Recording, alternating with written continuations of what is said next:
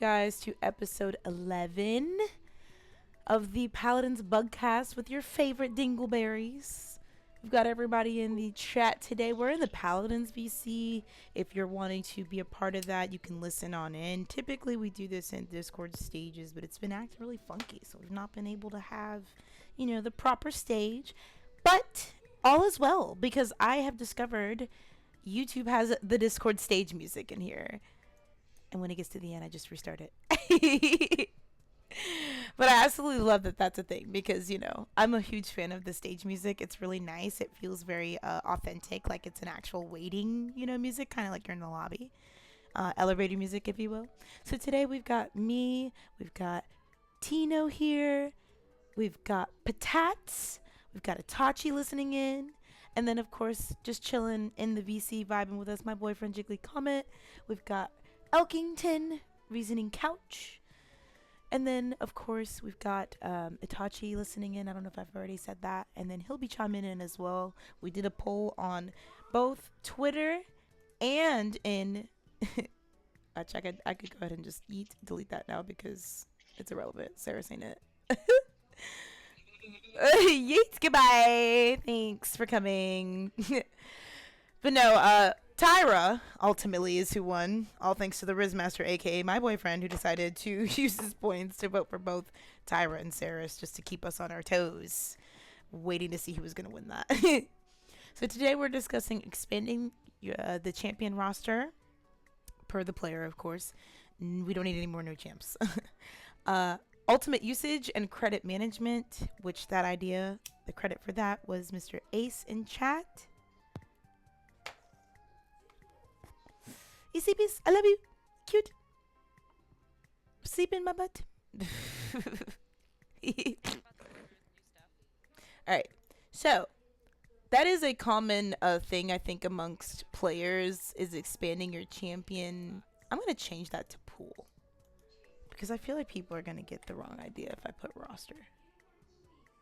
I feel like they think we're talking about adding new fucking champs, and we definitely don't. I could see that. Need that. I almost put poo instead of pool. There we go. Expanding your champion poo.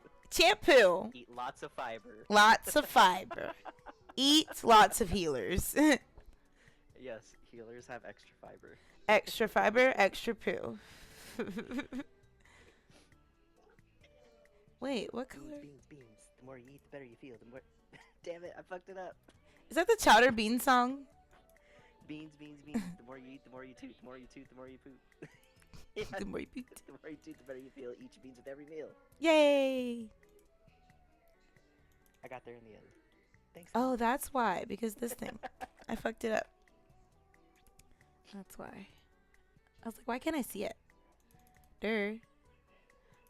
Hold on, y'all. I'm trying to format something. Those of you that are listening, if you're listening to the audio version versus the visual, you're probably like, what the hell is she doing? Everything. That's the issue.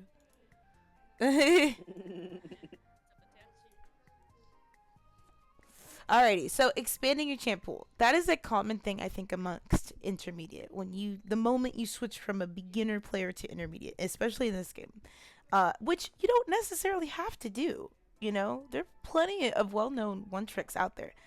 But if I'm being honest, one tricking can only get you so far. And I'm going to be 110% with you, okay? Because back to when I did ranked, I honestly did well in ranked because I did play my one tricks. But that was just because of the friend group I was in and the people I played ranked with at the time.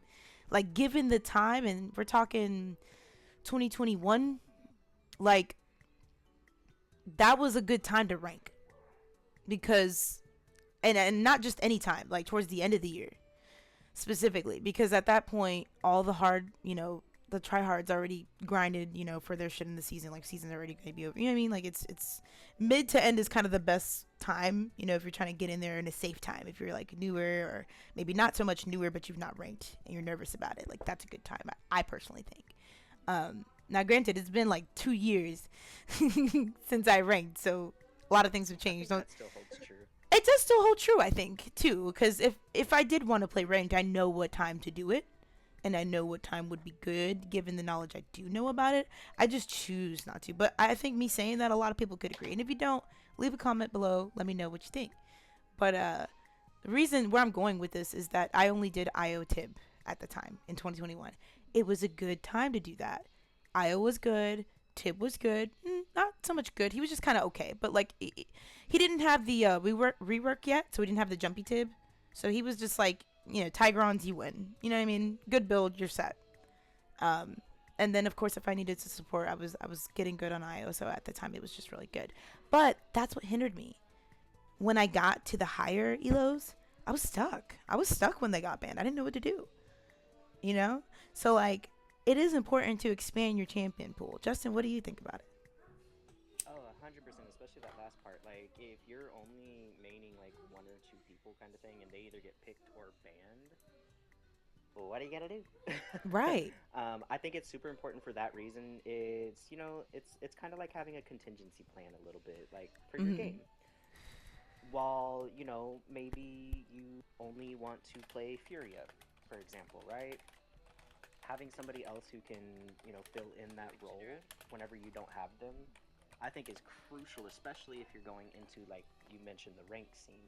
Now, if you're just kind of casually playing and stuff, oh well, you'll just have to learn somebody else just because you're forced to play somebody else. Right, somebody picks yeah. Especially if you're trying to get into that ranked scene and get that MMR up and all that stuff, yeah, you definitely need to make sure you have at least multiple people for every role, because you never know what role you're going to have to fill too.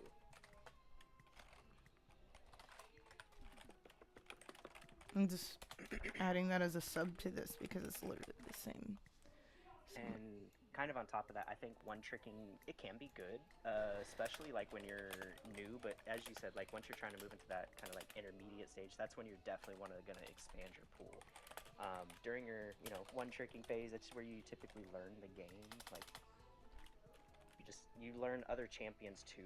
I think that's also a good time to kind of start gauging out, hey, I really get fucked up by this champion a lot, and they look like they have a fun kit. Maybe you might want to learn them too. Nice point, Ace. I like that point. In tandem with what you're saying there. More champs you play, more you learn their strengths and weaknesses. How to utilize and counter them. That's a very, very, very good point. Yeah, you'll know how to counter them too if you play them. Yeah. That's a really good point.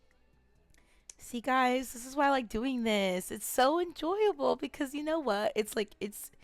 To me, I look at this like the high elo players have to be cracking up that we consistently do this, because obviously to them it's like, yeah, that's common knowledge, but it's not.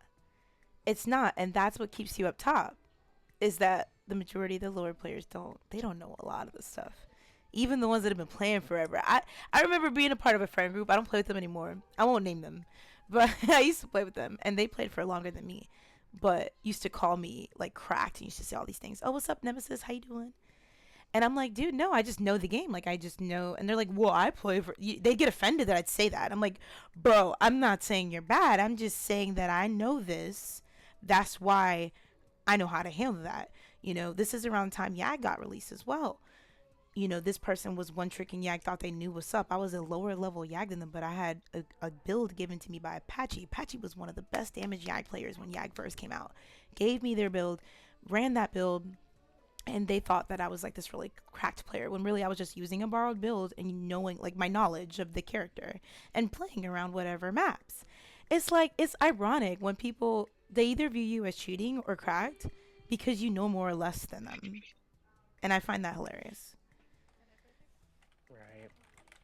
Let me just add this. There. Go ahead. One thing before I forget, because I'm probably gonna forget. Shit, it's already going. Oh, if choose any comes around, because that's the one where you don't have to have the champion unlocked, right? You could just play whoever the fuck you want. Yeah, that is one of the best LTMs if you're trying to expand your roster. You can play people before you actually purchase them if you don't have like all the champs kind of thing unlocked. If you're paying to unlock them with your little coins and credits, that's one of the best modes. Any LTM mode where they unlock all the characters for you, definitely take advantage of those LTMs that allow you to do that. You can practice the champ. Maybe you thought they looked cool, and then you start playing, and you're like, I hate this shit. You don't have to waste your credits now. Honestly, choose any was literally how I would expand my champ pool. I mean, I had access to like all the champs, but you know, it was my excuse basically to throw, I would say. It may not be the most balanced since it's LTM, but yeah, it gives you a good idea of like, hey, cool, I kind of like this. I'm not just shooting in the shooting range with it, like I'm actually playing against other people. You can get a better feel for it. Itachi says to also use the shooting range. Yeah. Yeah, if one of those LTMs isn't around, shooting range is honestly best part you got. Oh, bot matches let you choose any champion? You don't have to have it unlocked? I've had the Founders Pass since it came out. So. Same. I don't know that struggle. Right. But that's cool. Bot matches too then. There you go. Do some bot matches if all champs are available for that. It's a good way to practice. Oh, that should be a thing. Got it. Okay. Oh. Fair. I was like, damn, okay, I didn't know that. Let's say, I know shooting range. That is a good idea, though. I like that, Tachi. Alright, so that sums up that. Ultimate usage. This should be fun. I giggle because I'm a very aggressive ult user. Like for me, I'm either using my ult for 3 things. For execution, mobility, or to save my ass or teammates' ass, or the point, you know? Yeah. Ultimately, I feel like that's most ults. You're doing one of those 3 but things. some aren't meant to do those things, though, which is not everybody knows that, and they try to do that, and then they just fail. True. Right, trying to do something that the ult's not really intended to do. It's a fair point. Just gonna say, I use Andrew ult more to stop myself from falling off the map than to actually get kills. There you go. True. Utility style ult. Yeah, that's the word. So I'm gonna just put it under here. Different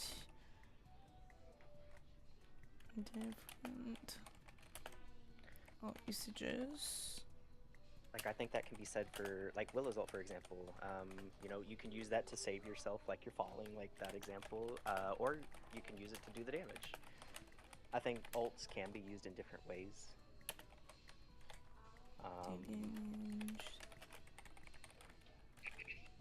Omen ult is notoriously bad, but it offers a area of denial, so those really small points, you can use it for utility for, like, area denial instead of going for kills.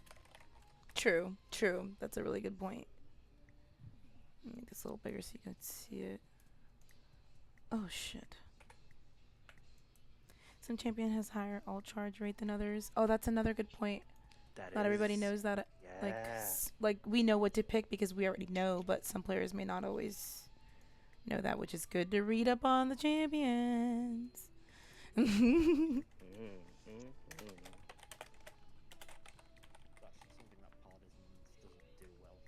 Oh, let me turn you up, baby.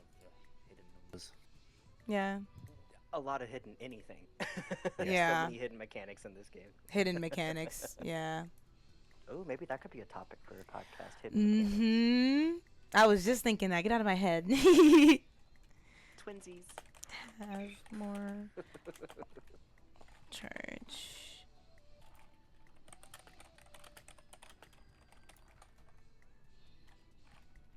Right.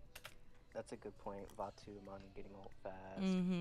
Kasumi and Saris also have like stuff in their kit to really, you know, utilize the ult charge and stuff. True. Like Saris has her card, Kasumi has her talent. I guess I should note that too. Some cards. I know I'm probably just spitballing faster than you can keep up, but ultimate usage. Morale boost is also one of the only items in the game that does not have diminishing returns. So you can stack morale boost on top of like Saris's card for her ult charge and stuff like that, and you get the full value. Shit.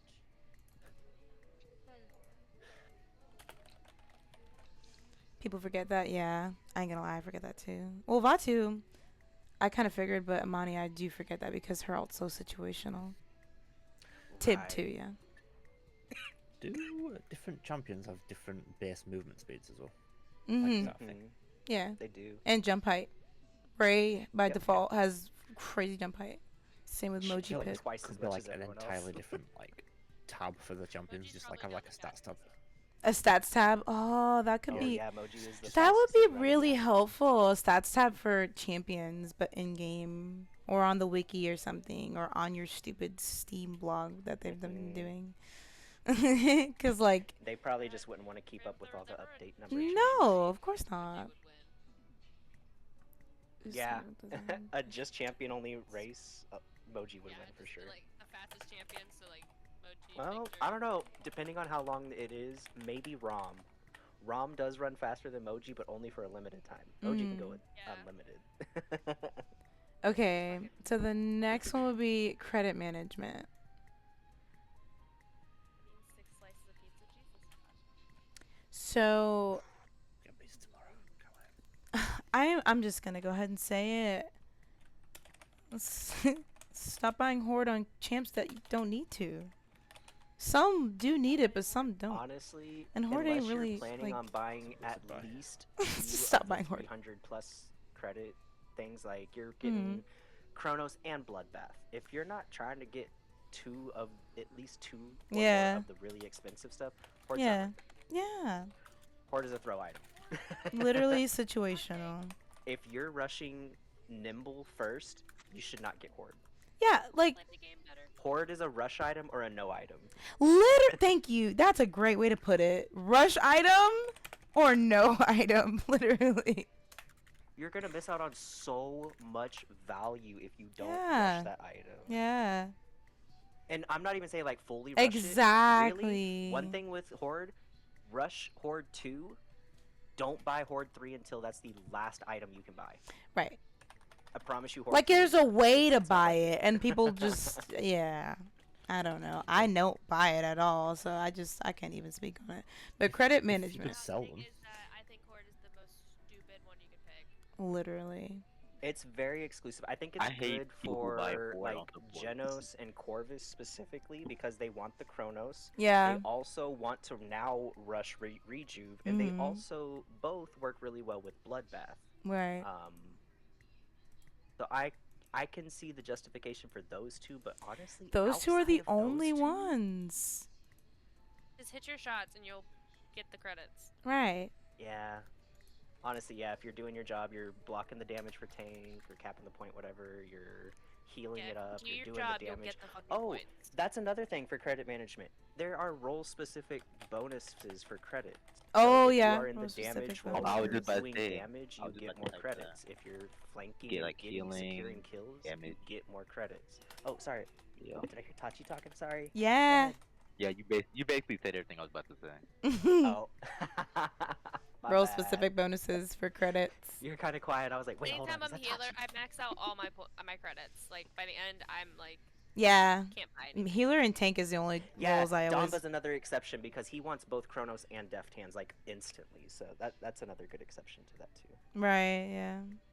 Rejuve. And now with Rejuve being prominent, even then, you're more Domba's actually so good. Buying Horde when you could be buying those. Yeah. No. Because okay, so how Horde works? If you rush Horde 2, by the time that first point's capped, whether you want it or not, you can usually get level 1 of both of the other items. Yeah. It evens out, and then in the long run, you're fully stacked before anybody can do anything. Yeah. I also think at times, like, cause depending on but then you're still down one card. Yeah, it's a slower start, but in the end, you start. It's end game specific. It's like, it ramps up in value. Mm-hmm. That's why it's a rush or no item, in my opinion. Yeah, because if it you're builds. not getting that first item, you shouldn't get it. And besides, if you're getting shitted on, like, that's not gonna do you any good. We need another item slot. We need another item slot because at least that would make it more useful in my opinion. I've always said that because they initially said we were gonna get initially with that extra item slot, and we didn't, and that was stupid. Yeah. But I think anyways, we're getting off topic because we're already like at 20 minutes because we still have the Saturday episode. But and that might be what we might, because we're running out of time. We could do a champion hot seat on Saturday. But sounds good. We said role specific bonuses for credits, and there was something else I thought we mentioned in the midst of that, like in between talking about Horde and then that.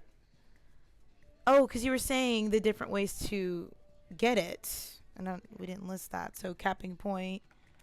Yeah, like mitigating damage for tanks, and capping point for everybody. Honestly, they all get that credit amount. Yeah, that's what I'm saying. I don't want the role specific. Putting out heals for supports and securing kills for flanks, and doing damage on damage roll. Securing kills. I don't want to do the role specific as you put that, but capping points, securing kills, and what's the one that applies to everyone else? Pushing Healing or mitigating damage. That's role specific though. Yeah. Oh, were you trying to not do the role? Just over? Yeah, no. I put that as a general. I'm saying for a general capping point, securing kill. Or I guess elims. I misunderstood that. Change this. I thought you were wanting the role specific ones. Elim or assist. So non-role specific, capping the point.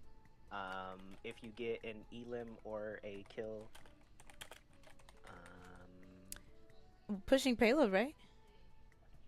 Oh yeah, that's what I was considering, like capping the point. Oh, okay, so capping point or pushing payload. Let me put that as the capping point. Contesting the objective. There you go. That covers for both. Capping, contesting, pushing. Boom. Oh, I didn't know Caspian had a card for extra credits. He does. Yeah, he does. Tells you how much I play him.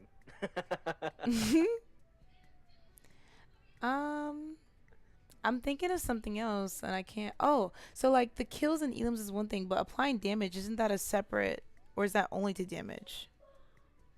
You get a bonus amount when you are, so I guess, yeah, applying damage, but you'll get more credits if you are in the damage roll, I think. Gotcha. I'd have to look it up for the specifics. I'm going to just put a slash applying damage. I'm not going to put it as its own, just add it to this elims or kills, because I feel like okay, yeah. Doing damage, you get credit if you're. So you're. Oh, so that's only. Oh no. So Ace is saying that doing damage, that's damage specific. Oh, it is damage specific. I wasn't sure. That's why I was like asking because I wasn't sure. I was like, yeah. That's a technicality. I also want to add on here that I know. Yeah. Tanking and mitigating damage. Yeah. I want to add on here, situational buys.